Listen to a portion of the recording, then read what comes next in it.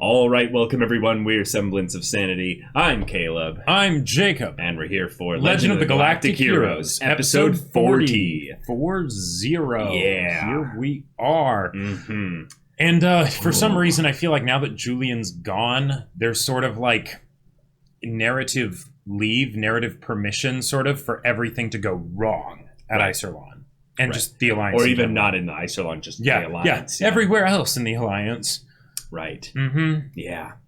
I would love to see the conflict escalate to the point where we see just the slightest bit of fear from TrueNet. Oh boy. Just that moment where he gets the visual being sent his way, where there's 250,000 Imperial ships or something. And it's just like, oh. And he's like, it's okay. Isolon will protect us, sir. This is coming from our end of the Fejon corridor. What? I'm sorry. The what? What? What I would also really love to see is I want to see Mittermeier and Ruenthal getting like real focus in this bit there. They've been properly upgraded all the way to main character status. This is Heist not being around anymore. So let's see them being the two conquering heroes, like the two fists of this massive Imperial invasion. Let's see them get enough renown within the Empire, just like maybe what was happening with Reinhardt at the beginning of the show. See the earlier beginnings of that with regards to these two here. Yeah. I want to see a lot of Yang trying to figure out just how to do basic homely stuff as well. Oh, yes. I thought you were going to go into like how to manage the situation, but no, where's Admiral's food? Just waking up at 7, and wake me up. No, so within this whole like chaotic situation that they've got set up here, there might be a little bit of calm before it goes absolutely crazy. Yeah. Because it takes a little bit of time for these things to, be established and then acted upon. Right. Although I would love to get also a bunch of focus with things going on from Reinhardt's perspective. Getting a little bit more in depth with things going on with the admirals. Starting to see a little bit more with what's going on, with him and... Mariendorf, yes. Yeah. The one thing that I'm kind of holding out as a hope that it's not all going to go to shit just yet is that maybe Julian will be in Fejon when it all happens, so that way he could potentially be that kind of early warning system of, oh god, this is happening. Yeah. Julian focus, I think, has to happen before the conflict fully goes into the battle lines being drawn and everything. Indeed. Yeah, exactly. Yeah. So, y'all, without further ado, let's get into this. All right, everyone, now be sure to go check out the reaction portion of the video in the description below, then come back here for the discussion.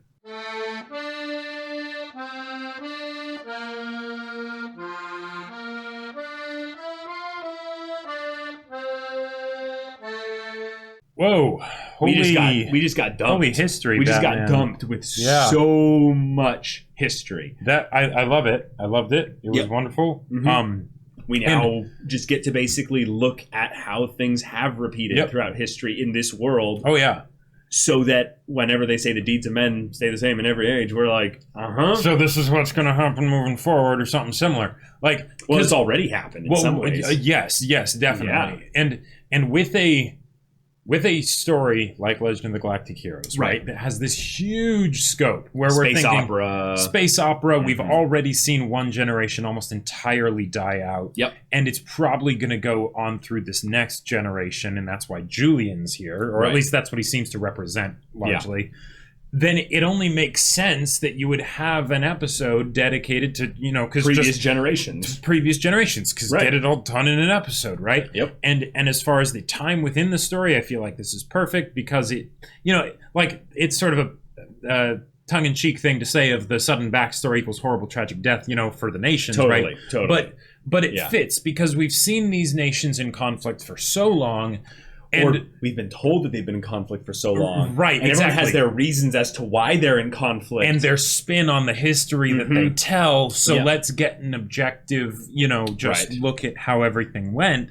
And holy shit, Humanity. We're some depraved,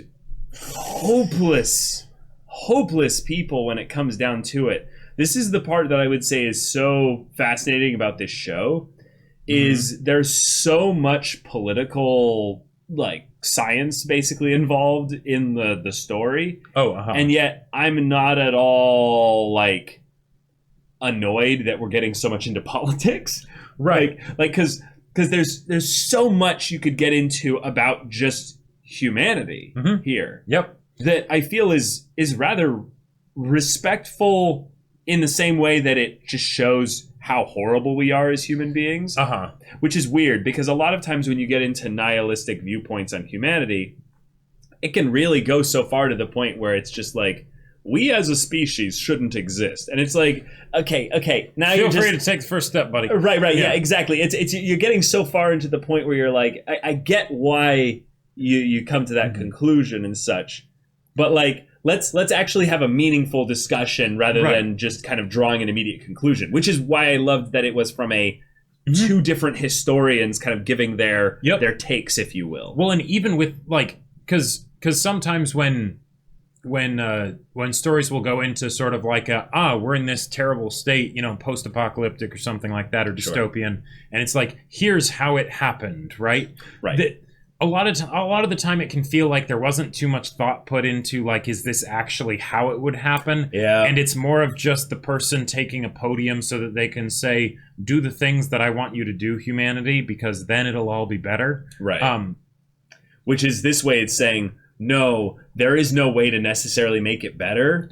Well, it's just saying that this is a natural progression of humanity over centuries. Right. So in some ways you can paint with broad enough brushstrokes across multiple eras and more just show the wave line of going up and down through these eras. It felt like with each sort of side that was painted throughout the history that we were shown, even though we don't know a lot of the details of the days and the times that this was taking place, because this is in the future from where we are, but it's also in the past from where we've seen the show. So it's very far removed, right? Right. I still felt like I got a general sense of not individuals other than maybe Golden Bomb, but the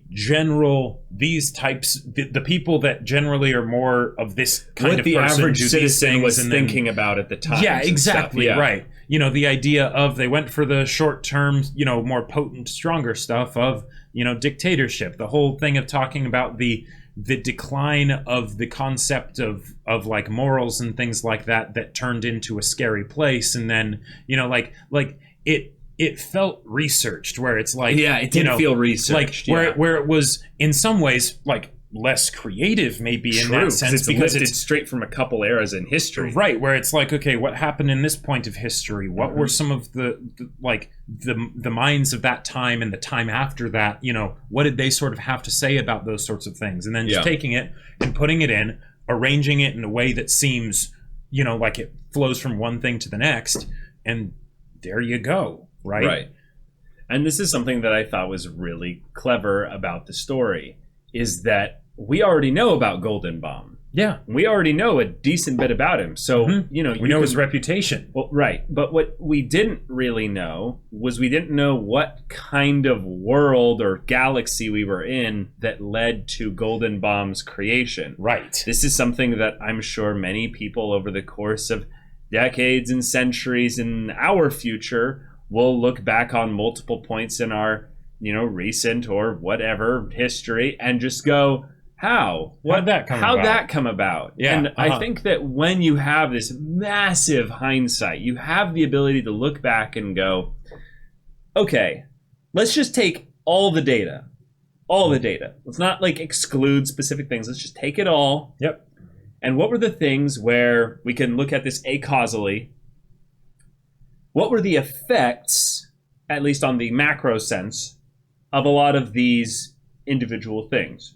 Okay, what was the greatest and the most, profound effect? And then you can look at the effects individually and then work your way backwards through the cause, which is one of the wonderful things about hindsight, is you get that opportunity because the effect is already realized. It's just done. Right. You know, we've already moved so far past that effect from then. We can then go, okay, well, this definitely didn't have a strong effect on it. We might have had some effect. And usually everything has some small, you know, effect. But one of the things that I really liked about this is that, because we've heard a lot, like, one, the fact that this happened, like that this exists within the world, this, you know, documentary essentially, right?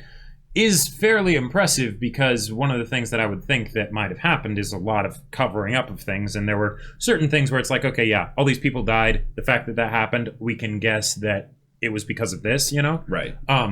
But it's something where we got to see the world that, yeah, like you said, Goldenbaum was in. Because with Heinesen, that was told frequently, I feel like. Because that's something that Trunet in particular uses as like a, yes, we remember where we came from, and they're the evil people that we must fight, and our freedom and all that stuff. It's like, okay, you know, okay. And then in the case of, he's speaking from the truth. It is something that happened that way. Yeah. As to the whys and the ideological stuff, that's where you know, he's using it for his own, you know, means and stuff. But with the case of Goldenbaum, I feel like within the Empire, since, you know, the calendar started new, I mean, I know it did for the Alliance too, but the calendar started new with the Goldenbaum dynasty, I feel like there wasn't any reason really for them to talk about what happened before that, right? Because that was the golden age of humanity. Goldenbaum is when it all began, right?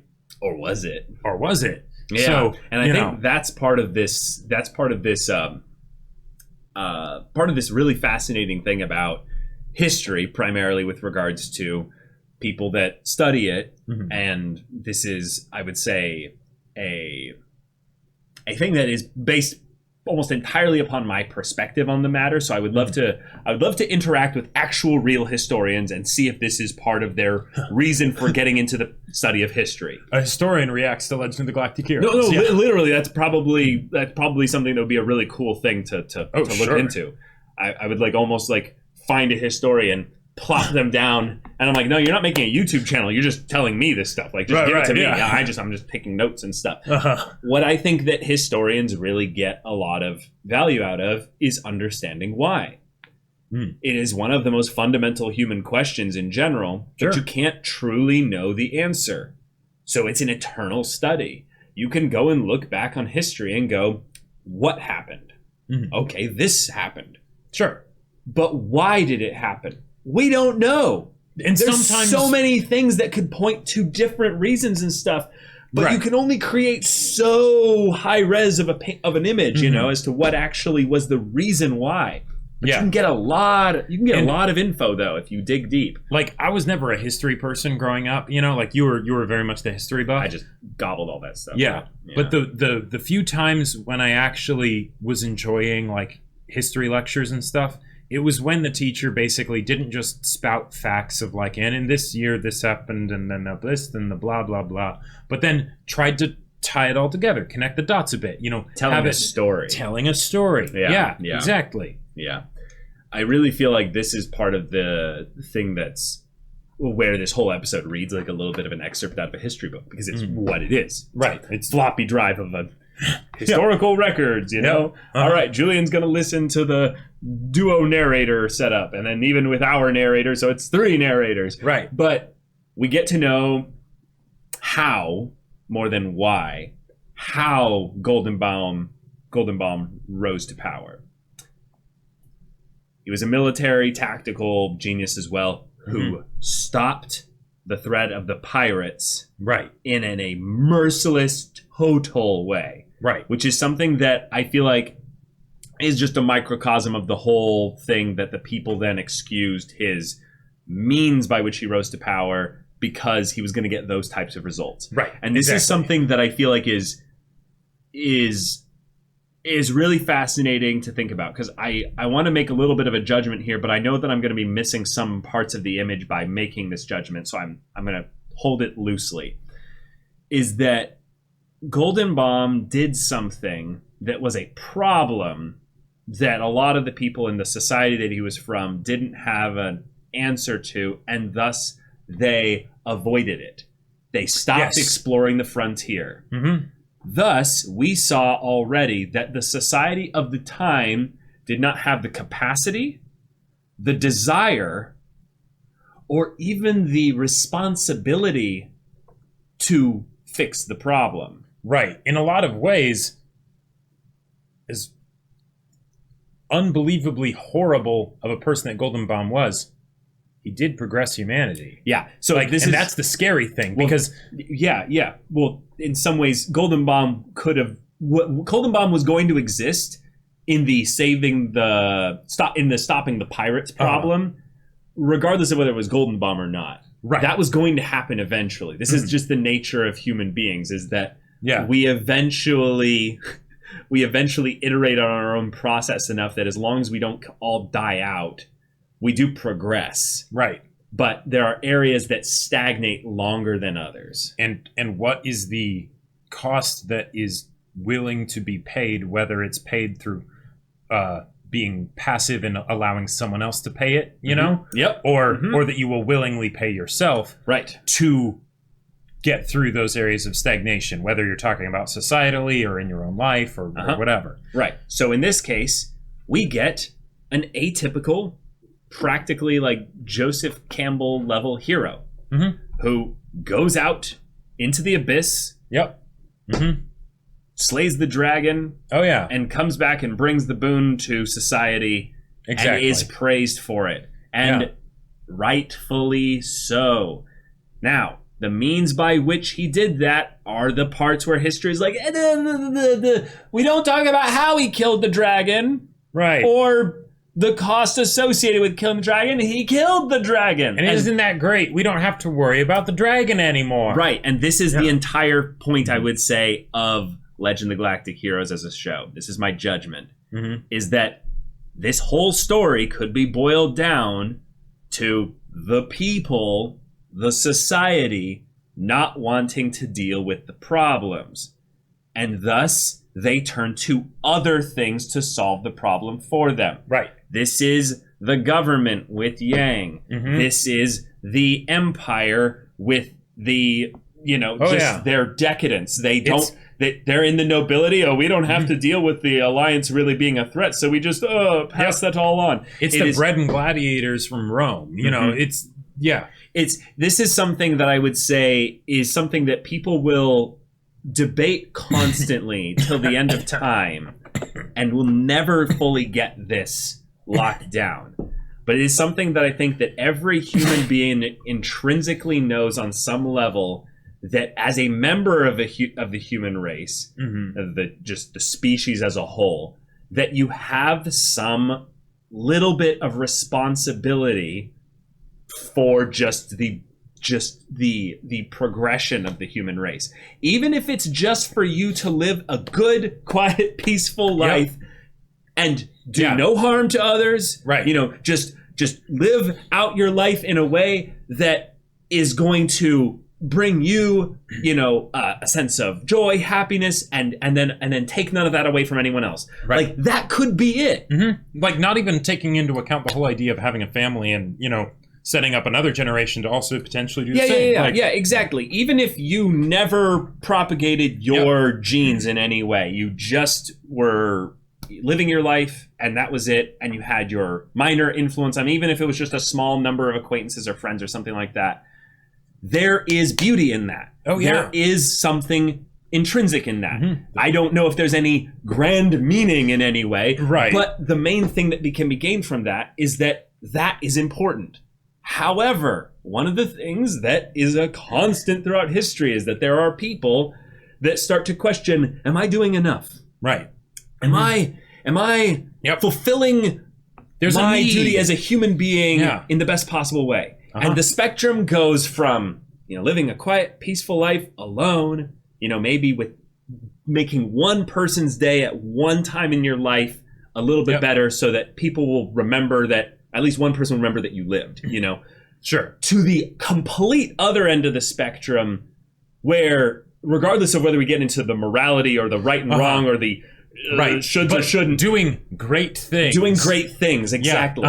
Maybe terrible things, maybe good things, but things that will be put down into history books. Right. And this is the part where things just get awry. And I know so many people who are wise, smart people who are terrified of going into that end of the spectrum because they know what horrifying things people can do there. Yep. And it has nothing to do with whether they become a dictator or whether they just end up, being the leader of a household in the basic way. Like there is this fascinating relationship that human beings have with power and influence, and it's so crazy. There was a line, I can't remember who said it, but it was basically that it would be far better to be basically ruled by a scoundrel than to be ruled by a person who had than to have a tyrant that was a scoundrel rather than a tyrant that had purpose. Because like specific purpose. Because even if you have someone that's an awful person, eventually they'll give you a break just because they're tired that day or whatever, right? So these are basically scenarios where you're already screwed, right? Where you're already screwed, right? So this is the equivalent of: would you rather have, I don't know, who would be a tyrant that wasn't actually that? There are a lot of Roman emperors that were very incompetent, right? Exactly. But in some ways, I don't know. I don't feel like you can really judge that. Definitively. Well, okay. Let me just finish the thought. It's the idea that if you have the selfish bastard, at least that person might not do it, might get tired, might whatever, or something like that. But if society will correct itself. But when you have someone who is burdened with glorious purpose, Goldenbaum's line of "It is my duty as ruler of humanity." Obligation. Yeah, exactly. Ugh. That kind of person will never let up. Yeah. You will never get a break, catch a break under them or anything like that. It's the thing where when we look at their early things, we're like, oh yeah. So then the next thing that makes sense, they said it. Mm-hmm. He starts, euthanizing. He starts, he starts calling them. Yeah, it gets 4 billion is just a number. Oh yeah. At 1.3%, it's no big deal. Yeah, it's just 1.3%. That's it's not even It's crazy to think about, but when we look at their history in this show, and seeing how quickly, in a lot of ways, he went from going to reinvent the human race, basically, and burdens himself with this foolhardy task. Then goes and so quickly goes to creating basically the Ubermensch, going so quickly into trying to set up the ultimate superior race of humans to being this way. And this is something that I feel like this is an insidious aspect of just people in general, in that because of how little at times we value human beings just in general. There's a lot of philosophy, I think, or a lot of psychology you could get into this, but I'm not even going to touch that. But within just the idea of there being so much devaluation of either yourself or others in general, that you realize how close that is, in terms of a way of thinking, ideologically, to the idea of there being then a superior, inferior kind of... The ones that don't quite match up should just be gotten rid of, kind of a thing. It's so insidious to me and so gross that I'm like, wait. Because those kinds why of are things... you comparing it? It's just... Right, exactly. Because it starts with something that is so fundamentally wrong, but then if you accept that as the problem, then all those things do kind of follow. One thing begets the other, right? And that's why you want to make sure you never get to here. Right, exactly. It's basically in the societies where you get just basic survival as being the most important thing. Lord of the Flies kind of instances. Okay. Where you have an isolated group of humans needing to survive at any cost in an enclosed environment where they can't be free of their environment. cannibalization and self-destruction and everything falls in on itself. It's madness. That's something where you're like, oh, I look at that and I logically in my monkey brain understand how it led to that. I'm sickened at the fact that it led to that. But the gross thing about this, in my mind, is you can look at it, and this is what's, I would say, really insidious about when you look at history in these areas, is that the history will show you how those people logically thought that this was the right way to go. Yeah, it's not like Golden Bomb brainwashed them all with just this like, I have mind controlled all of you to override your sense of humanity. Oh my God, that's still something that humans, I mean, of course we love to do that, because why would we want to acknowledge the truth that humans can be that depraved, and that we can let someone that depraved do their thing, and in fact cheer for them as they go. Like, because in this episode, right, we saw the rise and fall of Golden Bomb and all the stuff that happened afterwards and stuff, and this great span of history turned into a itty bitty 4-minute episode or whatever, right? We got to see about 40 years of his era in a couple condensed minutes. into like 11 minutes of the total episode. Right. So from the outside, from that kind of perspective, it's like you can see this happening. You're like, whoa, this is happening so fast and everything. This is ridiculous. And it's like, no. But from the standpoint, that's actually a long time. That's a long ass time. From the standpoint of one of the people that was in there, it's like, oh yeah, no, that was their life. That was just over the course of their life. You know, from Yeah, I remember hearing about that guy. Yeah. Oh, cool. He's doing some good. Yeah, that's great. Oh, yeah. He wants to do more. Yes, absolutely. He's got a proven track record. It's so nuts in my mind with how the way things led to the societal, I would say, fragmentation of just humanity as a whole, that then they would crave some level of order amidst the chaos at any cost.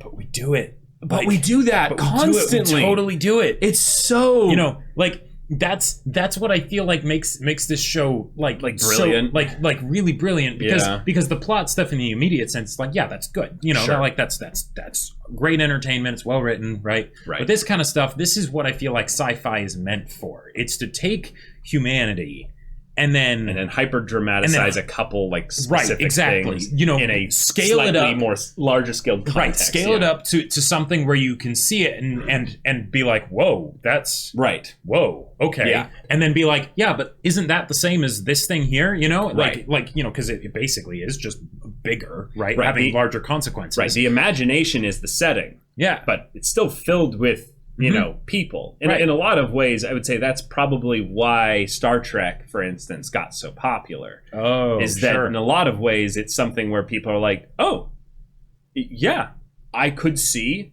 in an ideal, maybe a little bit idealistic kind of look at things, that humanity could go this direction. This is a direction humanity could go. And in the time it came out, like that was something that people must have been so needing, right? Yeah, and then, it was so much more of a positive look. And it was really, really cool to think about that this was a show, it was a bunch of novels, if I remember correctly, that came out, I would say, in that post Cold War era, kind of thing like that, where a lot of this seems to be reflecting quite a bit on eras of pre-World War II stuff. There's a couple things that seem to be alluding to some things maybe even with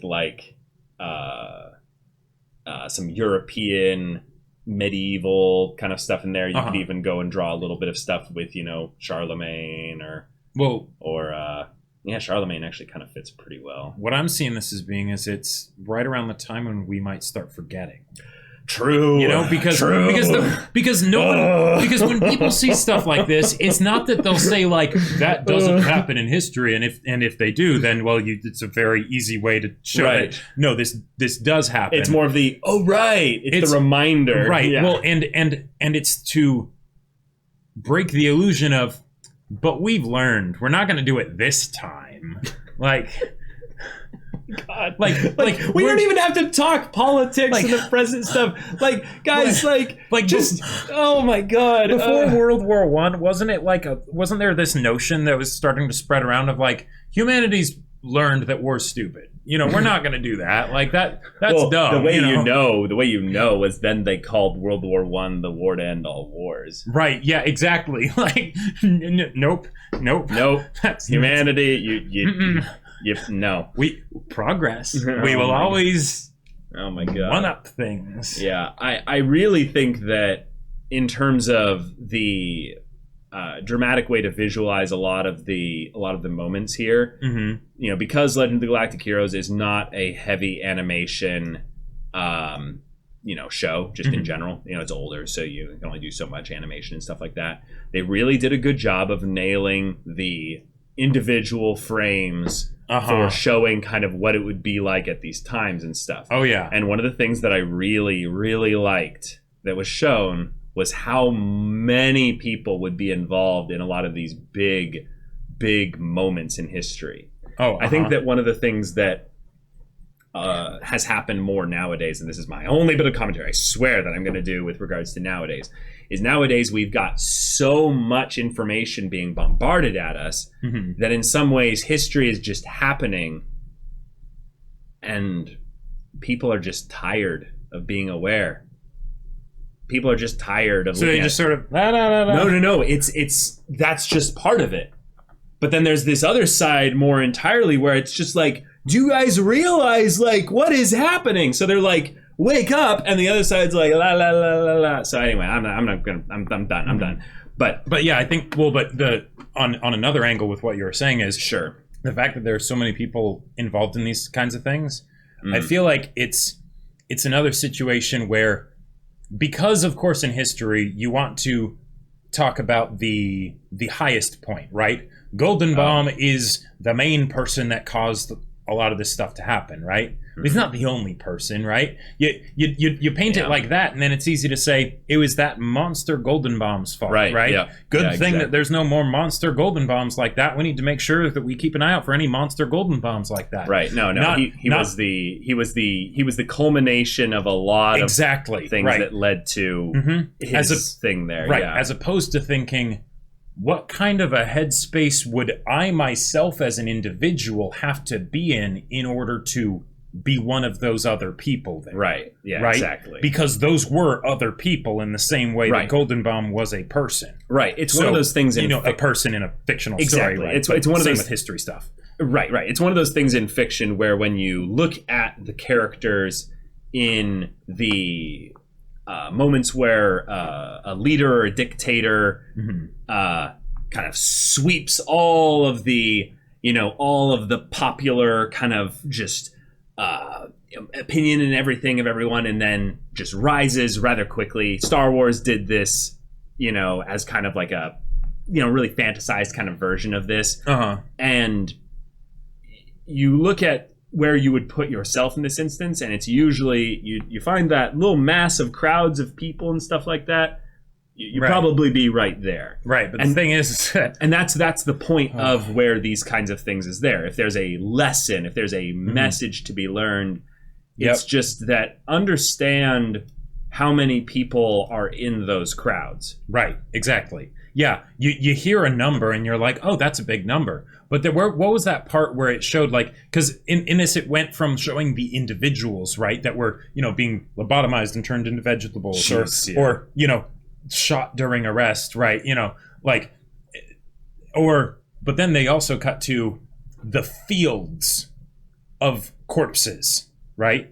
Well, that was when there was the uprising, right? And then they actually just went and killed half a billion people were killed, right? And then they reduced 10 billion people to the family to serfdom. And what this is very, very, just very clearly more of that, societal culling via bloodlines and all kinds of other stuff there as well. So they're like, these are bad apples in the... definitely. And we must remove anything that they touch. Treat them like a disease. Yeah, exactly. But I love that we got those images of just the field of dead bodies, right? Because it's so easy to forget what that number means. You see something like that and you're like, what in God's name is this, right? You're like, this is beyond words, right? Right. And yet that wasn't even a fraction of the 500 million, right? Like that was just that there were probably tons of those, you know. Yeah. So we get the Alliance's origins told with names and literal instances and stuff like that, and I love how we see a very Battlestar Galactica kind of origins for them there. That last vestige of the human species that desires to be free, and then they go separate out, and yet the first time they encounter the Empire is through warships. Yeah. Like, the fact that was just said is like and by the way, that happened, like, you know, it very much rose to the similar situation of where the Empire was at for Golden Bomb. Yep. It's like, well, Yep. Yeah. And that's why even the whole thing of, like, the statue of Heinesen, Heinesen. Yeah. His statue and everything, and it's like, oh, he's probably turning over in his grave. He never even saw any of that stuff. No. Right? I like that in some ways he was innocent.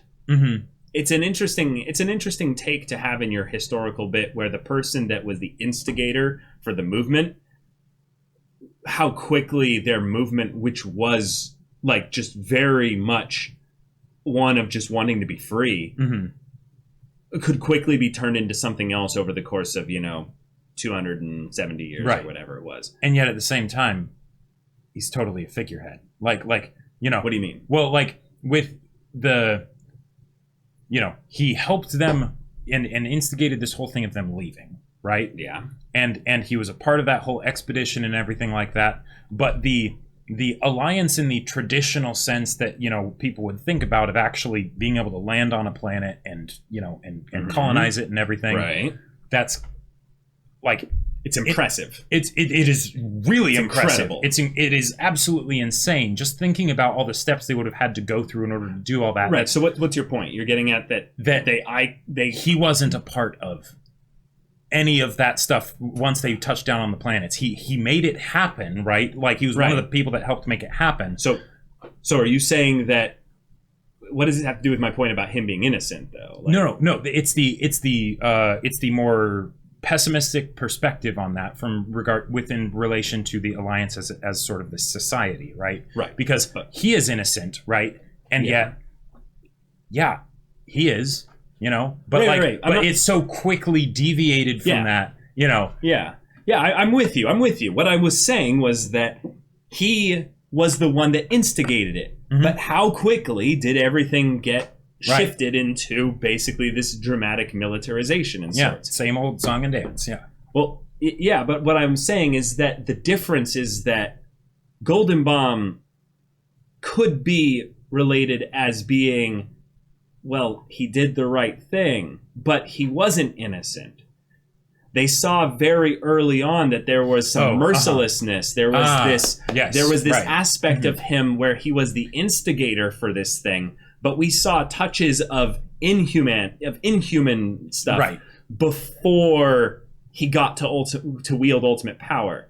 So my question is that because, in this case, Heinesen never really wielded great power and thus didn't get the opportunity to be corrupted? Sure. Or is this a thing of where, no, there are just certain people that have a bad, thing in them that, if given the opportunity to flourish, will turn into something horrible, where then he's ordering the genocide of billions of people. So I really feel like there's something that they're getting at here, in that it's really important with when you instigate something in this way, you don't grab hold of it.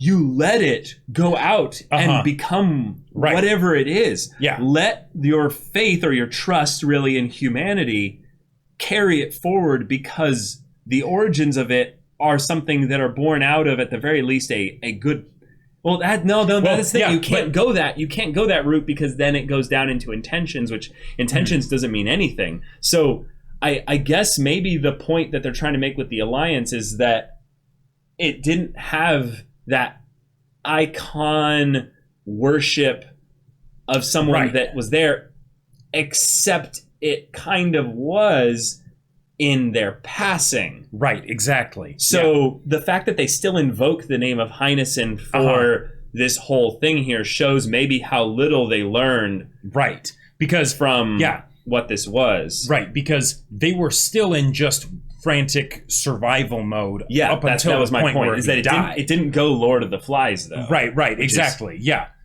And yet but because of that, he was maybe their hero in that he helped them do this, but he was never like their champion. You know? Like if that makes sense, maybe that's I still feel like that's I don't know. Like I don't know if we got enough kind of I see where you're getting at. You know, he was only really deified after he died. Right? Golden Bomb was deified while he lived.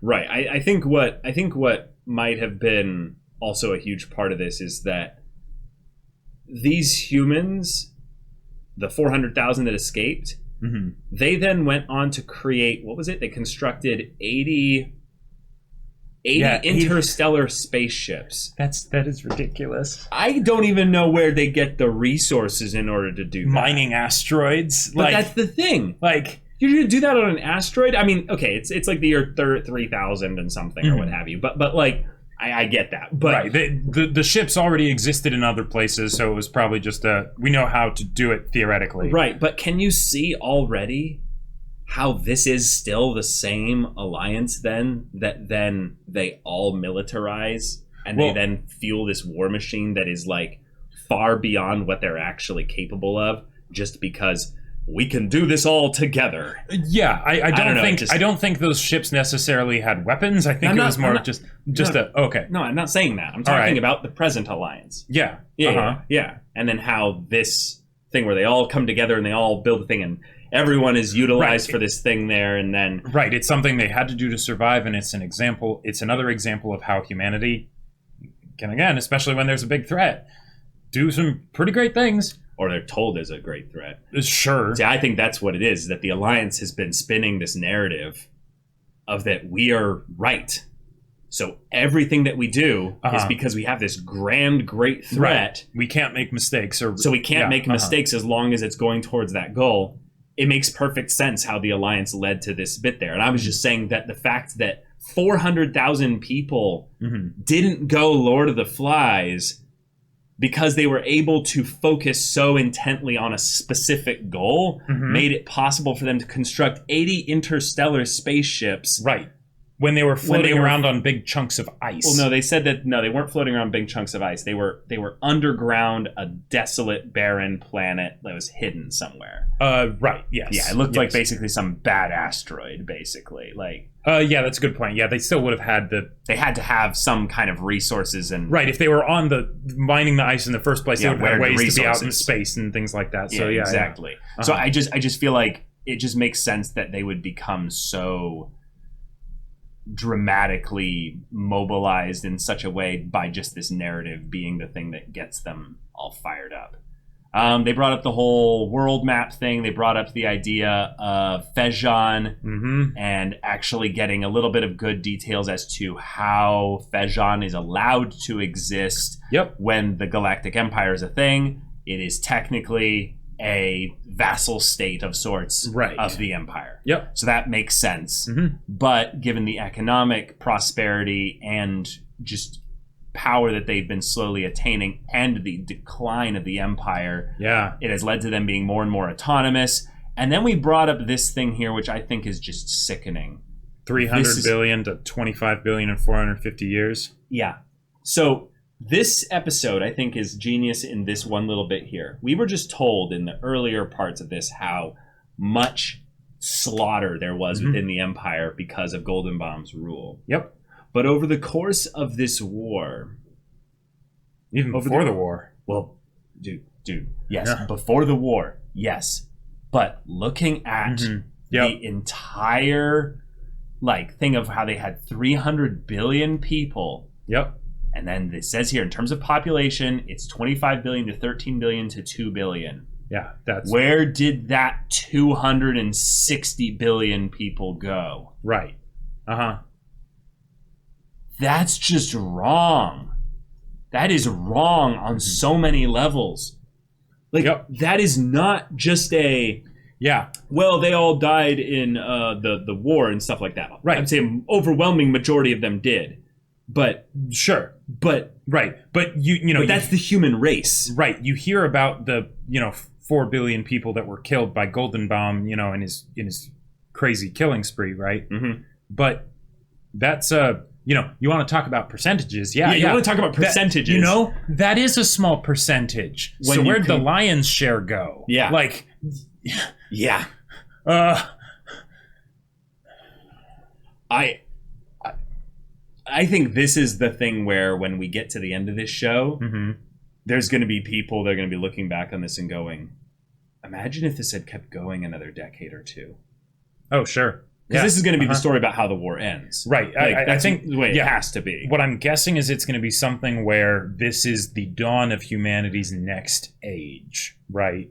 At the end of it. We're at the period of decadence reaching and it is peak from both sides. And Reinhardt's moving things past decadence into a new ascension of a different era of the empire. But it's going to be after passing through, the crucible, going into the void and into the abyss and not bringing everything back. It's like the kind of thing where you only just barely get back out of the abyss. Right. Seriously. And that's the whole point of Julian. That's why the fact that Julian is like, doing all this stuff and like writing about Yang and everything. It's like, yes, this is so good. Yes, keep doing it, son. If there wasn't 70 episodes left in this show, I would be like, they're basically setting up that in some ways the Empire has to win. Show's almost over. No, just that the Empire has to win. Because what has to happen then is it's not going to be about the Alliance being reformed. It's going to be about the Alliance dying and being reborn again. Right. It's going to be about the cycle. The Empire. Well, right, but it's going to be about the cycle going all the way over again. Right. Yep. And then in that respect, then the Alliance has to die because it's hitting that peak point that we were at in the very beginning of this whole backstory, which is where humanity was pre-Goldenbaum. Right. Yeah. In every age, in every place, the deeds of men remain the same. Jeez. I think that's a good positive note to leave it off. I agree. For the discussion. Yeah. But y'all, thank you so much for watching this episode's reaction and discussion. If you want to see the next episode's reaction and discussion right now, though, go check out the link in the description below for our Patreon. You can get an early access there. You can watch full-length timer reactions there. And all this comes with Discord access, so you can chat with us in the community there about this show, about anime in general, and you can also talk with Jacob about the sci-fi novel that he wrote. That's right. I wrote a sci-fi novel that has one of my own little takes on the whole dictator thing and the horrible things that happen in war. If you want to check it out, it's called Battle Lines. It's on Amazon. The link is in the description. Yeah, so if any of that interests you, we'll see it there. But until then, we're Semblance of Sanity. I'm Caleb. I'm Jacob. And we'll see you all next time.